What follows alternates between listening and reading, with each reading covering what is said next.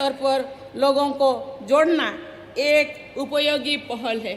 इसीलिए मैं राज्य के राज्यपाल मंगूभाई पटेल जी एवं मुख्यमंत्री श्रद्धेय शिवराज सिंह पटेल जी को मैं चौहान को मैं बहुत बहुत धन्यवाद देती हूँ, बधाई देती हूँ।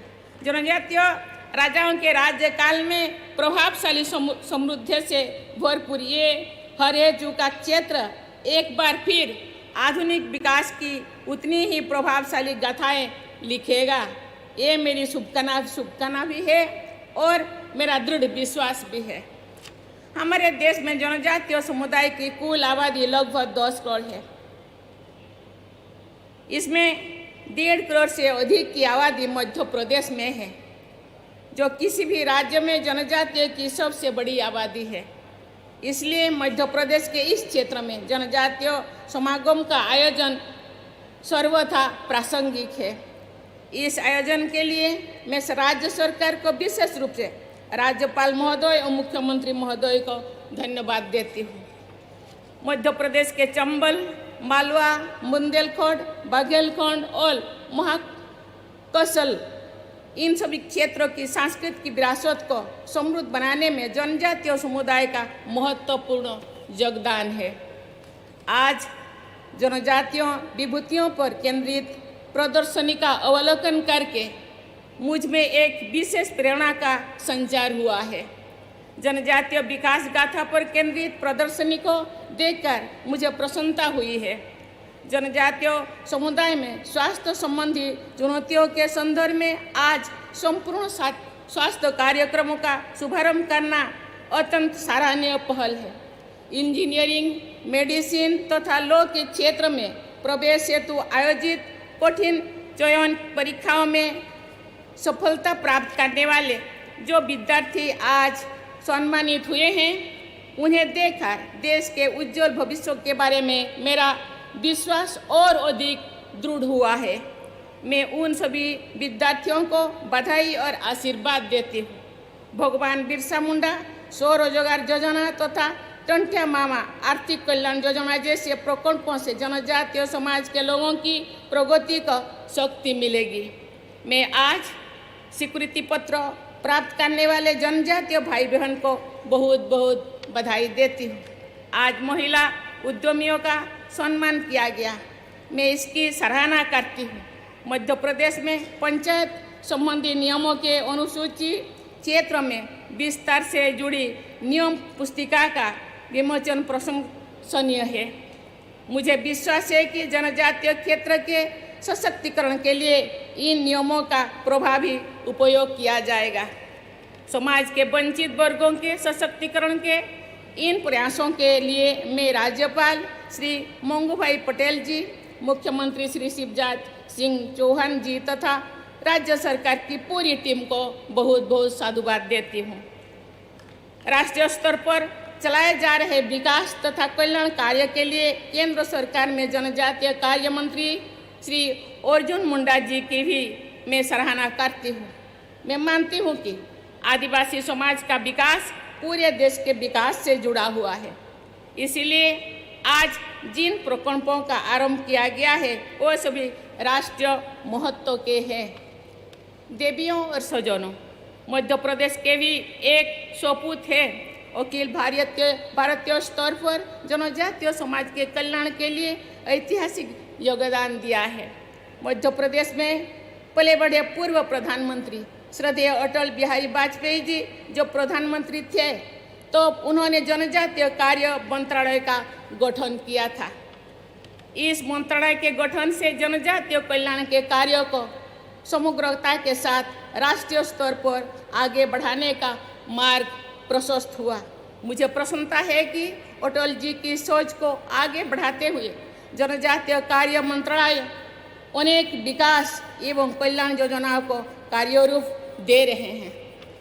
देवियों और सज्जनों, अधिकांश जनजातीय क्षेत्र वन एवं खनिज संपदा से समृद्ध रहे हैं। हमारे आदिवासी भाई बहन प्रकृति पर आधारित जीवन यापन करते हैं और सम्मानपूर्वक प्रकृति की रक्षा भी करते हैं। ब्रिटिश हुकूमत के दौरान प्राकृतिक संपदा को शोषण से बचाने के लिए जनजातीय समुदाय के लोगों ने भीषण संघर्ष किए थे और अनगिनत लोग शहीद भी हुए थे। उनके बलिदान से ही वन संपदा का संरक्षण काफ़ी हद तक संभव हो पाया है।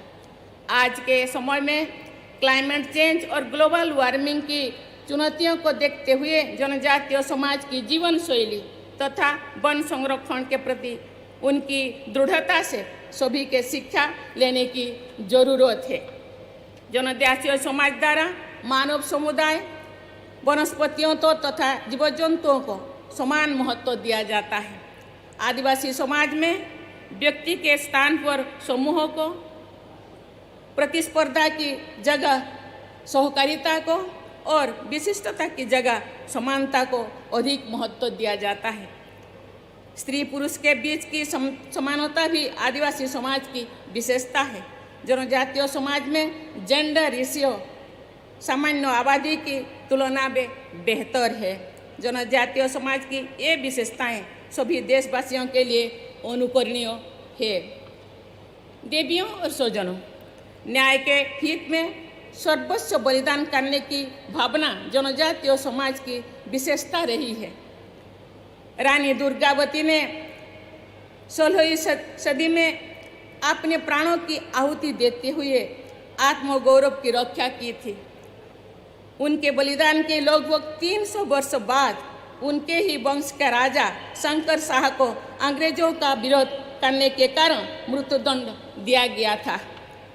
मध्य प्रदेश प्रशासन द्वारा इन महान विभूतियों की स्मृति को बनाए रखने और भावी पीढ़ियों को उनकी गाथाओं से परिचित कराने के प्रयासों की मैं सराहना करती हूँ।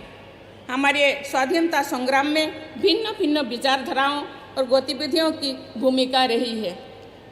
उस संग्राम के इतिहास में जनजातीय समुदायों द्वारा किए गए विद्रोह की अनेक धाराएं भी शामिल है।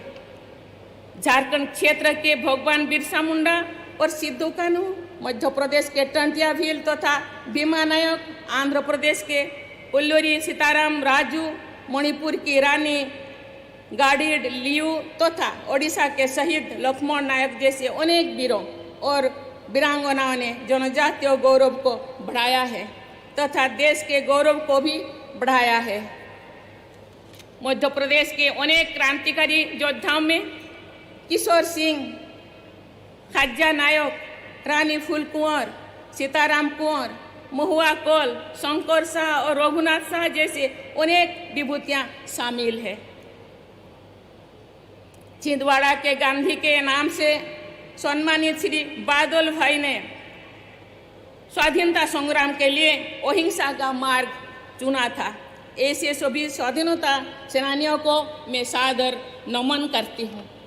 देवियों और स्वजनों, इस क्षेत्र में रहने वाले बेगा समुदाय के लोग जड़ी बूटियाँ तथा परंपरागत चिकित्सा के बारे में अद्भुत जानकारी रखते हैं। बेगा समुदाय के चिकित्सकों के द्वारा असाध्य रोगों का उपचार करने का विवरण प्राय सुनने में आता है। बेगा भाई बहनों का ये परंपरागत ज्ञान एक अनमोल विरासत है जो हम सभी के लिए बहुत उपयोगी भी है। इस ज्ञान को व्यक्तिगत रूप से लिपिबद्ध करना, इसका प्रचार प्रसार करना तथा विज्ञान सम्मत उपचार का जनहित में अधिक से अधिक उपयोग करना लाभदायक सिद्ध होगा। इसी वर्ष सितंबर में आयोजित 68वें राष्ट्रीय फिल्म पुरस्कार समारोह में मुझे मध्य प्रदेश पुरस्कार सरकार द्वारा बेगा समुदाय के जीवन और सांस्कृतिक परंपरा के विषय पर निर्मित फिल्म माडोल के बोल का पुरस्कार प्रदान करने का अवसर मिला था। ऐसे कलात्मक प्रयासों से लोगों में जनजातीय समाज के प्रति संवेदनशीलता बढ़ती है। एक खुशी की बात है कि पिछले कुछ वर्षों में केंद्र सरकार और राज्य सरकार ने जनजातीय समुदाय के विकास के लिए विशेष कदम उठाया है। समग्र राष्ट्रीय विकास और जनजातीय समुदाय का विकास एक दूसरे से जुड़े हुए हैं। इसलिए ऐसे अनेक प्रयास किए जा रहे हैं जिनसे जनजातीय समुदाय की अस्मिता बनी रहे, उनमें आत्मगौरव का भाव बढ़े और साथ ही ये आधुनिक विकास से लाभान्वित भी है। समर्था के साथ जनजातीय विकास की यही मूल भावना सबके लिए लाभदायक है। पिछले कुछ वर्षों में जनजातीय समुदाय के प्रभावशाली लोगों द्वारा पर्यावरण संरक्षण, समाज सुधार, लोक कला, लोक संस्कृति, लोक साहित्य, खेल कूद तथा अन्य क्षेत्रों में प्रभावशाली योगदान के लिए उन्हें देश के सर्वोच्च नागरिक पुरस्कारों यानी पद्म पुरस्कारों में सम्मानित किया जा रहा है। इससे जनजातीय भाई बहनों के आत्मविश्वास, आत्मगौरव में वृद्धि हो रही है तथा सभी देशवासी उनके योगदान से परिचित और प्रभावित भी हो रहे हैं। देवियों और स्वजनों, शिक्षा और जागरूकता ही किसी भी समुदाय के विकास का सबसे प्रभावी माध्यम होते हैं। अच्छी स्कूली शिक्षा के आधार पर ही अच्छी उच्च शिक्षा संभव हो पाती है। मुझे ये देखकर प्रसन्नता होती है कि जनजातीय समुदाय के बच्चों के लिए स्थापित किए गए एकलव्य विद्यालय की संख्या में लगातार वृद्धि हो रही है तथा उन विद्यालयों में आधुनिक सुविधाएं भी प्रदान की जा रही है। मुझे पूरा विश्वास है कि ऐसे अच्छी विद्यालयों से शिक्षा प्राप्त करके निकलने वाले जनजातीय समुदाय के बच्चे देश के विकास में अपना महत्वपूर्ण योगदान देंगे। वर्ष 2047 जब हमारे देशवासी स्वाधीनता की शताब्दी मनाएंगे तो आज के हमारे विद्यार्थी एक विकसित भारत के नागरिक के रूप में आत्मगौरव का अनुभव करेंगे। मैं एक बार फिर जनजातीय समागम में उपस्थित आप सभी भाइयों और बहनों को तथा सभी देशवासियों को जनजातीय गौरव दिवस की बहुत बहुत बधाई देती हूँ। धन्यवाद। जय हिंद, जय भारत, जय मध्य प्रदेश। बहुत बहुत राष्ट्रपति द्रौपदी मुर्मू के संबोधन को आप सुन रहे थे। शहडोल से जनजातीय गौरव सम्मेलन में वो बोल रही थी। जनजातीय गौरव दिवस को उन्होंने हमारी देश की संस्कृति बताया और किस तरीके से देश की जनजातियां आगे बढ़ रही हैं, विकास के पथ पर केंद्र सरकार कितनी योजनाएं चला रही है, उन सभी का उल्लेख उन्होंने किया।